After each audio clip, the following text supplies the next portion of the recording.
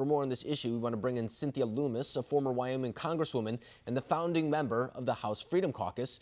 She's currently running for the Senate as a no-nonsense conservative, and she joins us now. So thank you very much for joining us tonight. We just kind of went over some of the president and the DOJ's immigration policies, specifically when it comes to sanctuary cities. What is your response on the Justice Department's latest action?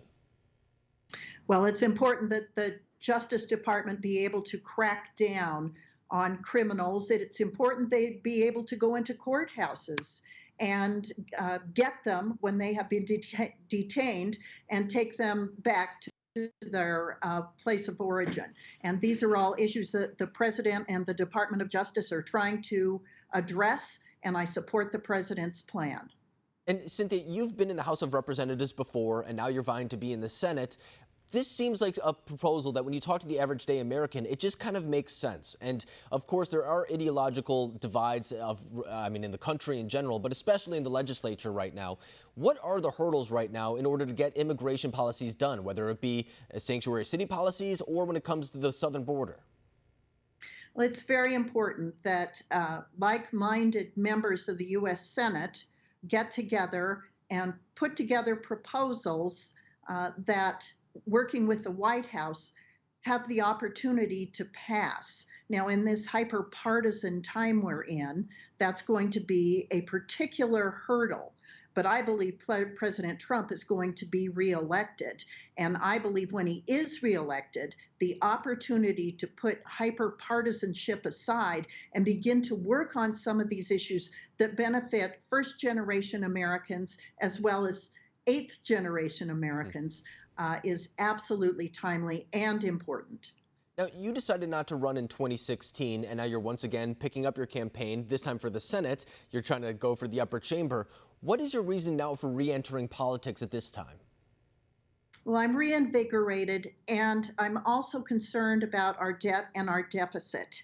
I had worked with the Committee for a Responsible Federal Budget on some of their proposals when I was in Congress. And as I have watched their work and read their reports since I've been out of Congress, I've become concerned, reinvigorated, re-energized to go back into the fight, particularly to fight our debt and our deficit. It is unsustainable. We risk debasing our currency, making it less and less valuable to the American people who've worked so hard for it. So that's the real motivating factor behind my run. And it comes at a time, too, where you're going to be running in the same election where a lot of these Democrat candidates are pushing for very reformative, expansive, and expensive proposals. I mean, we could talk about eliminating student loan debt. We could talk about Medicare for all, things such as that. What is your solution to some of those things that you may not necessarily even find plausible, judging by what you just said? Do you think that there needs to be a balanced budget amendment? Do you think there needs to be a stop pay gap type thing? What does the U.S. legislature need to do in order to really address the issues that you're concerned about? We need to have real pay-as-you-go proposals, and which means, of course, that we propose budgets that we will commit to pay for. And if my party that believes in no new taxes, and I believe in that as well, wants to pass a budget, they need to cut spending. And if the Democrats who believe in higher taxes and higher spending want to propose these higher spending budgets, they need to propose the taxes to cover their budget. And then we need to get together and resolve these issues. Right now, neither party is looking to spending cuts or, in the case of the Democrats, tax increases. Everybody's looking at piling on more debt to future generations to solve the problem. And that in itself is unsustainable. And it seems like both parties right now are kind of kicking the can down the road when it comes to this issue. I mean, the White House just released its budget proposal, which is very expensive as well, but they're actually looking to cut some of the deficit over the next 10 years. But every year we kind of hear about an expanded budget. We hear, especially from Democrats, about these expansive proposals, as we were just talking about.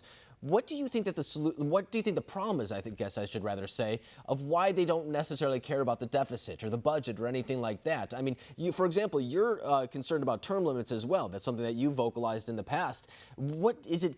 Corruption? Is it just incompetence? Do they not want to face the political backlash? What is the issue there? I think it is the failure to want to face political backlash. They want to give people uh, good roads, uh, benefits, higher salaries, a strong military, and all these things need to be balanced about against what we are willing to pay for as Americans. So there are several things we can do. Term limits is one of them. Having a biennial budget, so we're budgeting for 2 years, not one, uh, that would give the Defense Department certainly some comfort that they have uh, the ability to plan ahead.